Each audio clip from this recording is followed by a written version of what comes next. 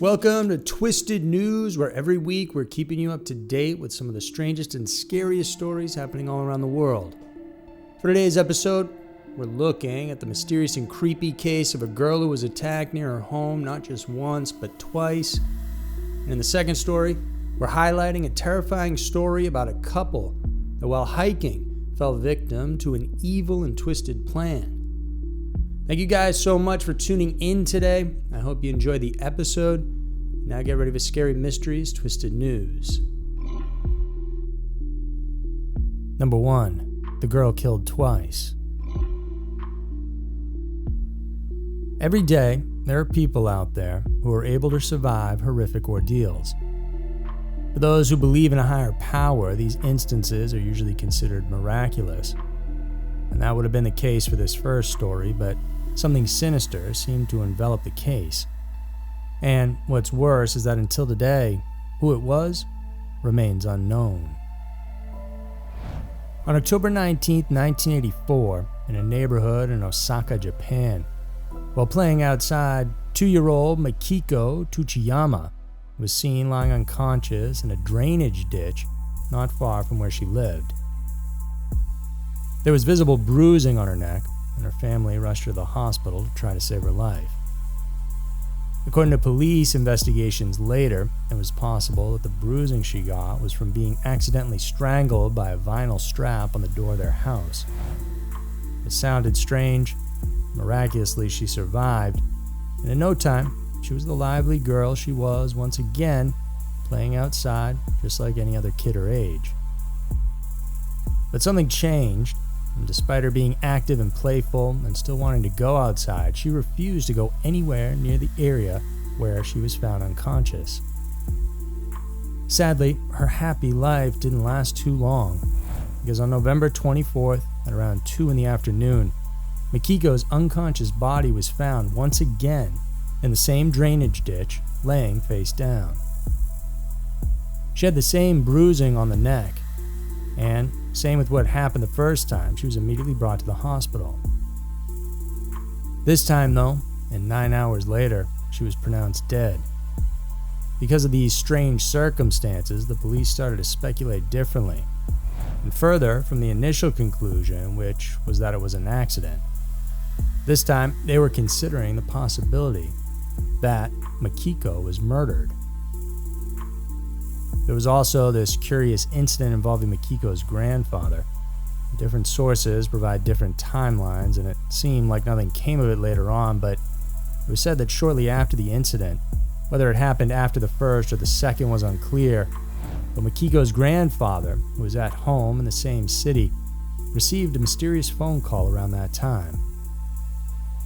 On the other line was an inconsolable woman who was saying incomprehensible things. All the grandfather picked up from what she was saying was, "I'm sorry," or "excuse me."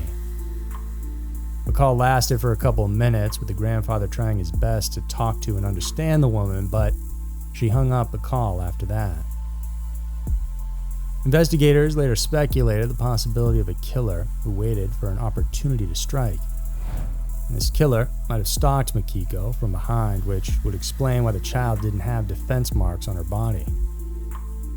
There was also other speculation that because it was almost impossible that the child was lured back to the same ditch, she was probably taken and murdered in a different place. Then, the killer dumped her body in that ditch afterward.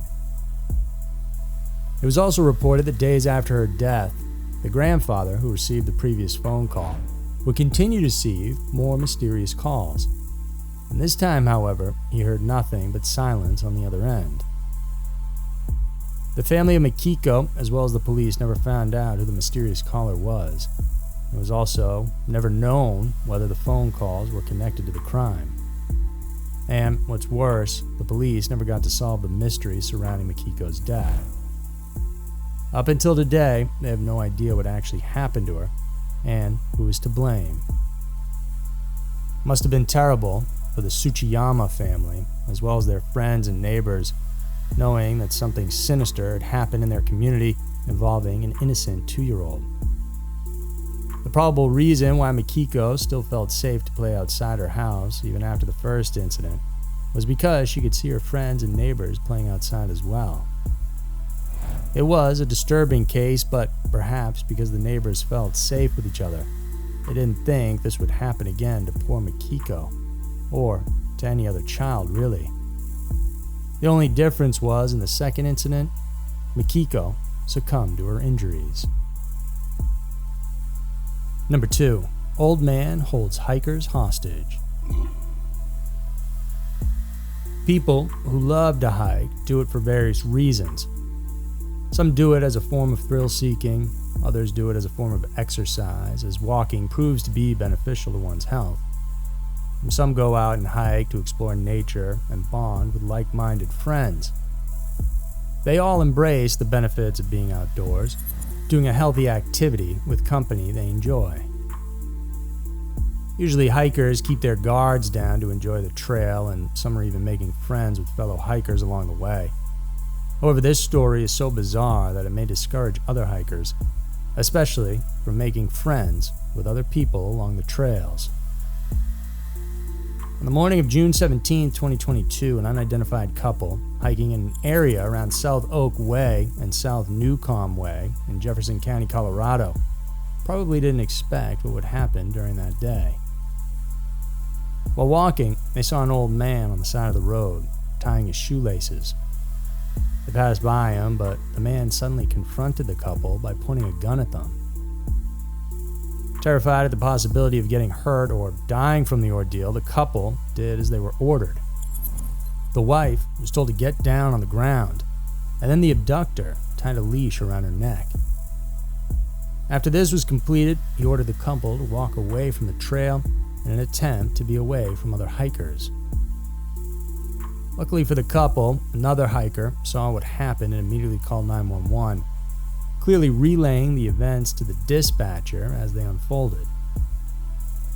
Before the abductor managed to lead them further away, the husband managed to wrestle a gun away from the old man. They managed to run away from him, narrowly escaping a successful kidnapping attempt and possibly even death.